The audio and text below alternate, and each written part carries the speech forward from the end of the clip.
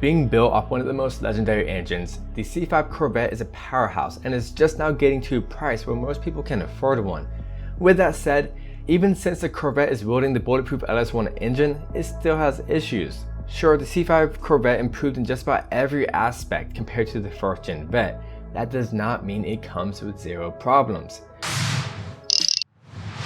Welcome back to another episode on Watch This First. Today, I'll be going over common issues and breaking down the Corvette's liability to help you with your buying experience or to simply help you diagnose the issues you may be having. I'm not saying don't buy one, I just want to help educate you. Let's get started.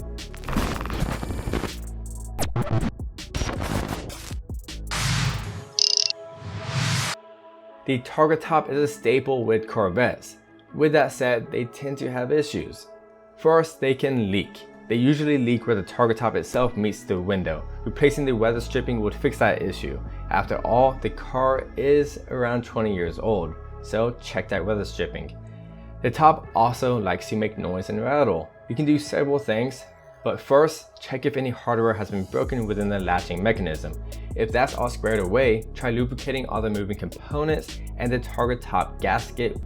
Finally, if it's still bothering you, you can adjust and tighten the gaps between the target top itself and the rest of the roof. There are videos describing this process on YouTube, so good luck.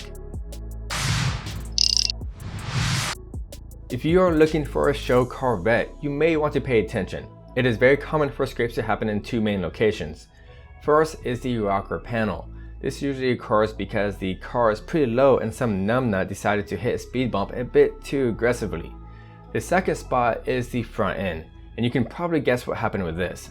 Well, I'll tell you anyways. Someone probably smashed the front bumper into a parking block or a curb. Yeah. In general, look for underside damage. Another often overlooked spot is the jacking spot underneath the vehicle. Many mechanics are not educated on the proper way to lift these hydro-formed frame rails, and the use of jack and pucks are essential, so check that. The ABS module fails over time. The car is still drivable, but it should be fixed as it is a rear-wheel drive sports car. There is a soldering joint that basically disconnects within the module. You can repair the module with a DIY video on the 01 to 04 Vettes, but the earlier models, you'll have to get a new one or a used one from a newer Vette, which can be somewhat pricey. If you are experiencing some odd grinding noises as you try to flip up or down the headlights, most likely the gears are shot. Replacing the plastic cheap gears with brass gears will fix that issue. I'll have some of the products of these fixes down below, so check out the description if you're interested. The steering wheel has a tendency of locking and, well, not unlocking, which is very annoying. You can try to vigorously shake the steering wheel with the key out and hope that it unlocks, or you may have to tow it to a dealer to unlock it. The best fix to never have this issue again is to install a steering wheel column lock bypass. There is a link below for the LCM C5 kit that can bypass it, or you can buy the kit that will unlock the steering wheel and bypass the locking mechanism in total. If you are receiving random engine codes, bad grounds are most likely the culprit. The most problematic grounding spots are underneath the hood behind the headlights and near the firewall. However, there are many other potential bad grounds. Clean each ground spot with sandpaper or a wire brush, and you'll be good to go. Since we are talking about the battery, there have been reports of batteries leaking acid, especially the OEM batteries. Basically, when this happens over time, the acid will leak directly on top of the PCM since it's located directly underneath the battery tray. So check that. Within the manual transmissions, especially with an upgraded clutch, you may experience rattling coming from the transmission. This is perfectly fine and very common within performance clutches. As long as the clutch pedal feels right and it engages and disengages, you're golden. The PCV system itself has an issue with sucking oil into the intake at high RPMs. This will cause buildup of carbon in the intake manifold and on your pistons.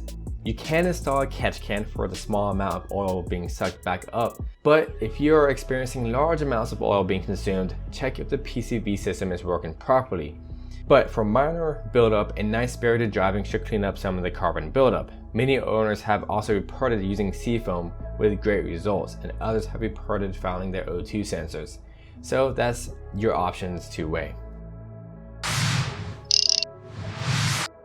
The gas gauge often reads an incorrect reading and will show that you have no gas, nada, zero fuel. Sulfur would build up onto the sensor sending unit and would give a false reading. You can replace the unit itself, but before you do that, try to run Techron Fuel System Cleaner, and hopefully that should clean up all the buildup, or simply use higher quality fuel from nicer gas stations.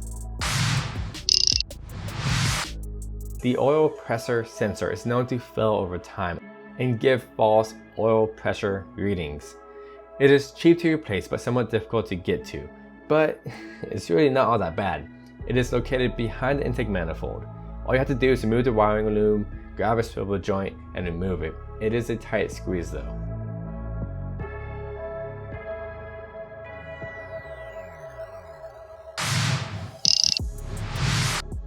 Finally, there are a bit more common issues that aren't all that bad. Squeaking steering wheel column while turning. Seat wear, that's just a common thing. Dual climate control dimming feature ends up going bad. Usually you have to replace the unit itself to fix that issue. Wheel bearings go bad on higher mileage Vettes, also common with most cars, but the Corvette is a performance car and this should be checked. And the valve train rattles as well. This is very common with GM's pushrod V8s.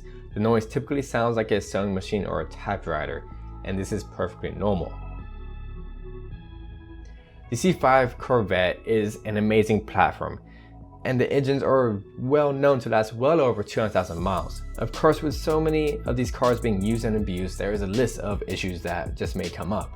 But like I said, these things are very reliable if they are properly maintained, just like any vehicle, or most vehicles. And I personally would definitely buy one.